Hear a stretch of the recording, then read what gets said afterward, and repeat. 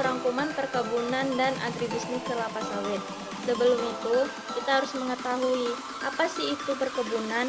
Perkebunan ialah segala sesuatu kegiatan yang diusahakan tanaman tertentu pada tanah dan media tumbuhan lainnya dalam ekosistem yang sesuai mengelola dan memasarkan barang dan jasa hasil tanaman tersebut dengan bantuan ilmu pengetahuan dan teknologi, permodalan, serta manajemen untuk mewujudkan kesejahteraan bagi pelaku usaha perkebunan dan masyarakat. Nah, di sini perkebunan memiliki dasar hukum perkebunan dalam pasal 3 Undang-Undang Nomor 18 Tahun 2004 dinyatakan bahwa perkebunan diselenggarakan dengan bertujuan yang pertama itu untuk meningkatkan pendapatan masyarakat, yang kedua meningkatkan penerimaan negara, yang ketiga meningkatkan penerimaan devisa negara, yang keempat menyediakan lapangan kerja, yang kelima meningkatkan produktivitas, nilai tambah, dan daya saing. Yang keenam ada memenuhi kebutuhan konsumsi dan bahan baku industri dalam negeri. Yang terakhir itu ada mengoptimalkan pengelolaan sumber daya alam secara berkelanjutan. Nah, selanjutnya ada fungsi perkebunan. Fungsi perkebunan ini menurut Undang-Undang Nomor 39 Tahun 2014, yang pertama itu ada ekonomi. Maksudnya itu peningkatan kemakmuran dan kesejahteraan rakyat serta penguat struktur ekonomi wilayah dan nasional. Dan yang kedua itu ada ekologi. Ekologi ini peningkatan konservasi tanah dan air, penyerap karbon, penyediaan oksigen, dan penyangga kawasan lindung. Dan yang terakhir itu ada sosial budaya. Maksudnya sosial budaya ini sebagai perekat dan pemersatu bangsa. Nah, selanjutnya di sini ada memasarkan hasil perkebunan. Maksudnya itu usaha yang menghasilkan barang dan jasa perkebunan untuk mencapai hasil usaha industri. Pengelolaan perkebunan yang mampu berdaya saing tinggi. Pemerintah menetapkan sistem mutu produk olahan hasil perkebunan dan pedoman industri pengelolaan hasil perkebunan yang baik dan benar sesuai dengan perkembangan teknologi dan ilmu pengetahuannya. Juga di sini ada hal-hal yang dilarang dalam memasarkan hasil perkebunannya. Yang pertama itu memasukkan mutu hasil perkebunan, yang kedua menggunakan bahan penolong untuk pengolahan atau mencampurkan hasil perkebunan dengan benda atau bahan lain. Yang ketiga, dilarang mengiklankan hasil usaha perkebunan yang dapat menyesatkan konsumen, dan yang terakhir itu dilarang menada hasil usaha perkebunan yang diperoleh dari penjarahan atau pencurian. Konsekuensi atas pelanggaran peraturan ini akan dikenakan sanksi pidana. Nah, selanjutnya ada jenis usaha perkebunan. Sebelum menjalankan usaha perkebunan ini perlu kita ketahui terdapat 3 jenis usaha perkebunan yang diatur dalam Undang-Undang Nomor 39 Tahun 2014. Yang pertama itu ada usaha budidaya tanaman perkebunan. Ialah serangkaian kegiatan pratanam, penanaman, pemeliharaan, pemanenan, dan sortasi. Jenis usaha ini dapat dilaksanakan secara terintegrasi dengan unit pengelolaan hasil tanaman perkebunan dan budidaya ternak. Selain itu juga, jenis usaha ini dapat dilaksanakan diversifikasi berupa agrowisata dan usaha lainnya. Dalam integrasi usaha budidaya tanaman ini, perkebunan dengan budidaya ternak dan diversifikasi usaha harus mengutamakan tanaman perkebunan sebagai usaha pokok. Nah, yang kedua itu ada pengelolaan hasil perkebunan. Pengelolaan hasil perkebunan ini ialah kegiatan pengelolaan yang bahan baku utamanya hasil perkebunan untuk memperoleh nilai tambah. Jenis usaha ini juga dapat didirikan di wilayah perkebunan swadaya masyarakat yang belum ada usaha pengelolaan hasil perkebunannya.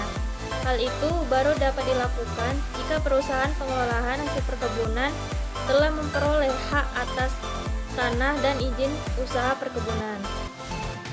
Dan yang terakhir itu ada usaha jasa perkebunan. Usaha jasa perkebunan ini yang dimaksud kegiatan untuk pendukung usaha budidaya tanaman dan pengelolaan hasil perkebunan. Nah, di antara ketiga itu, guna untuk usaha budidaya tanaman perkebunan dan usaha pengelolaan hasil perkebunan hanya dapat dilakukan oleh perusahaan perkebunan yang memiliki hak atas tanah atau izin usaha perkebunannya. Nah, di dalam perkebunan ini memiliki tingkatan manajemen ada 3. Yang pertama itu top manajemen. Top manajemen itu manajer tingkat atas, dikenal sebagai manajer senior atau sering disebut itu CEO dan CFO. Nah, oleh karena itu, sebagian besar waktu dihabiskan untuk perencanaan dan pengorganisasian. Manajer tingkat atas juga perlu mengembangkan rencana jangka panjang untuk visi perusahaannya. Biasanya, rencana bisnis untuk 5-20 tahun ke depan. Manajer tingkat atas adalah individu dengan tingkat otoritas dan tanggung jawab tertinggi, sehingga menghasilkan atau kegagalan suatu perusahaan tergantung pada efisiensi dan pengambilan keputusannya. Dan yang kedua itu ada middle management. Middle management ini manajer tingkat menengah berada di bawah manajer tingkat atas.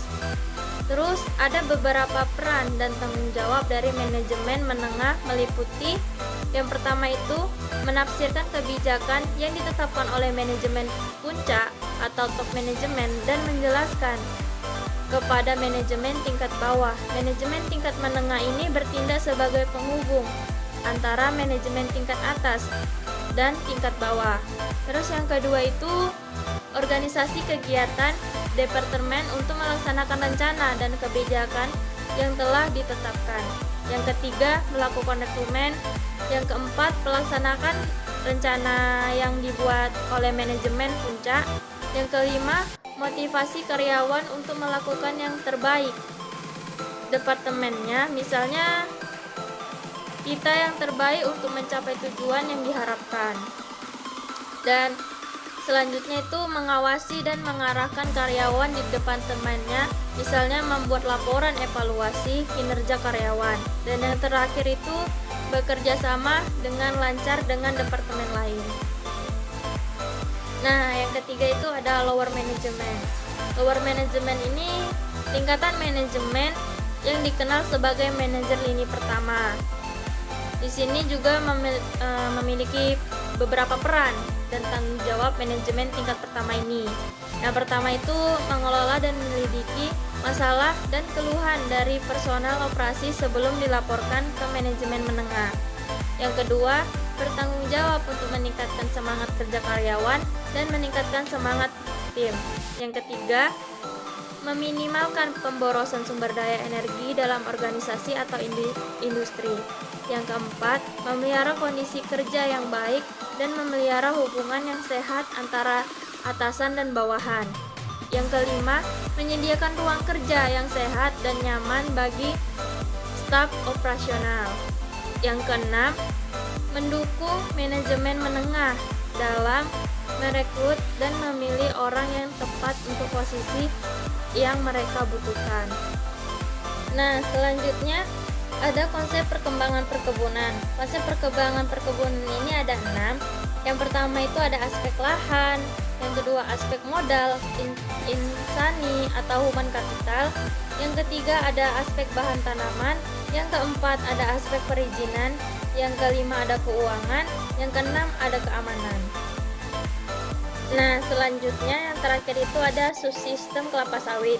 Di dalam subsistem kelapa sawit ini terbagi menjadi 5. Yang pertama, subsistem industri hulu, yang kedua subsistem perkebunan sawit, yang ketiga subsistem industri hilir, yang keempat ada subsistem pemasaran, dan yang terakhir itu ada sistem jasa penunjang. Nah, di sini juga ada gambaran luas areal hektar kelapa sawit dari 2016, 2017, 2018 hingga sampai 2022. Dan di sini juga ada produksi atau juta ton kelapa sawit dari 2016 sampai 2022. Terus di sini juga ada produktivitas kilogram atau hektar kelapa sawit dari 2016 sampai 2022.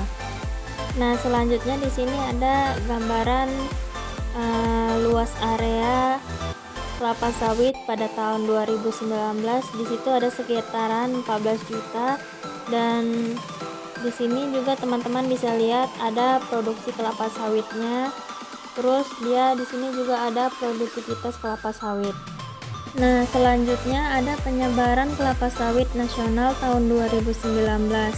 Ada di 10 provinsi sentra kelapa sawit. Yang pertama ada Aceh, Sumatera Utara, Sumatera Barat, Jambi, Riau, Sumatera Selatan, Kalimantan Barat, Kalimantan Tengah, Kalimantan Selatan, dan Kalimantan Timur. Perkebunan kelapa sawit terbesar di 26 provinsi di Indonesia, di mana Pulau Sumatera memiliki luas lahan perkebunan kelapa sawit terbesar hingga mencapai 7.944.520 hektar. Disusul oleh Pulau Kalimantan dengan luas sebesar 5.820.406 hektar. Sekian materi dari saya tentang ringkasan perkebunan dan agribisnis kelapa sawit. See you next video. Bye bye.